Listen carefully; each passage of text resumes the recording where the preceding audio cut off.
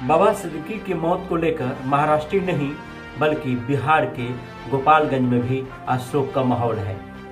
बताया जा रहा है कि बाबा 2008 में बिहार के गोपालगंज में आए थे और उनका पैतृक गांव गोपालगंज ही है, यानी वो मूल निवासी बिहार के गोपालगंज के रहने वाले हैं। बताया जा रहा है कि मुंबई में एनसीपी के नेता बाबा जियाउद्दीन सिद्दीकी की शनिवार की देर रात अपराधियों ने गोली मारकर हत्या कर दी। बिहार के गोपालगंज बाबा सिद्दीकी का अपना पैतृक गांव है। जिले के शेखटोली गांव निवासी स्वर्गीय अब्दुल रहीम सिद्दीकी के बड़े बेटे बाबा सिद्दीकी का बिहार और गोपालगंज से खास रिश्ता रहा है। उनके पिता मुंबई में घड़ी बनाते थे। बाबा सिद्दीकी के भतीजे मोहम्मद गुफरान ने बताया कि 4 दिन पहले जब उनसे बात हुई थी तो उन्होंने कहा कि महाराष्ट्र चुनाव होने के बाद हम गोपालगंज में एक बार आएंगे और अपने लोगों से मिलेंगे। बाबा सिद्दीकी पहली बार 2018 में क्षमा चाहेंगे बाबा सिद्दीकी पहली बार 2008 में गोपालगंज आए थे।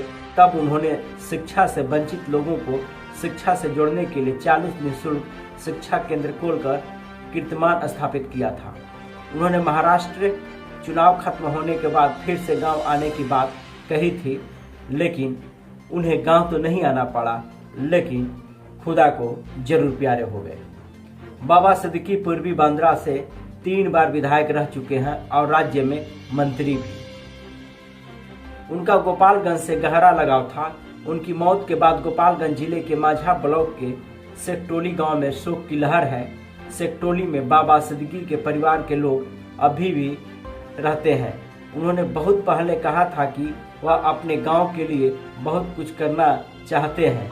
इसके बाद उन्होंने अपने पिता के नाम पर अब्दुल रहीम सिद्दीकी मेमोरियल ट्रस्ट की शुरुआत भी की थी। आज से 6 साल पहले यानी 2018 में वह अपने गांव शेखटोली में आए थे। इसके बाद 2 साल पहले भी गोपालगंज में खास कार्यक्रम में शामिल होने आए थे। उन्होंने अपने एक इंटरव्यू में कहा था कि मुंबई के पूर्वी बांद्रा में पिता के साथ वॉच मेकर का काम करते थे।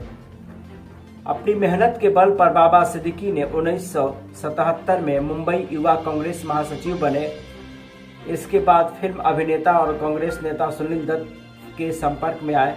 वहां से फिर बाबा सिद्दीकी ने पीछे मुड़कर नहीं देखा और लगातार मुंबई के पूर्वी बांद्रा से 3 बार विधायक बने।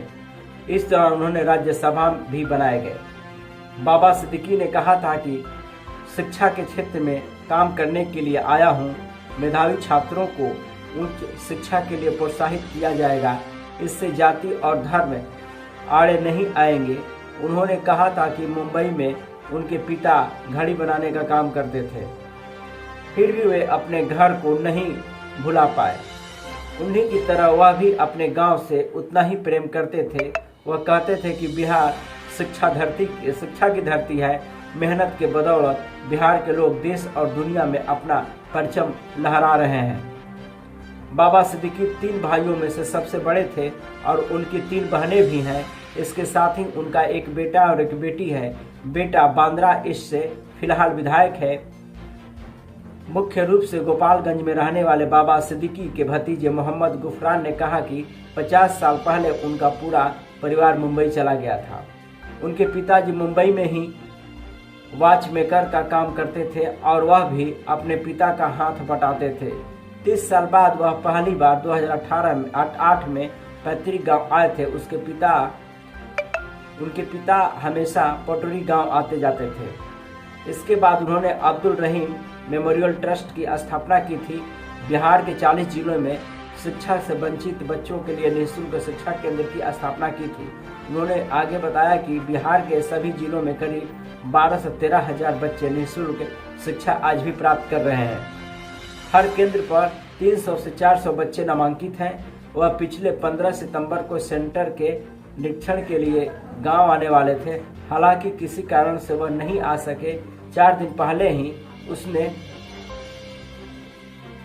बात हुई थी।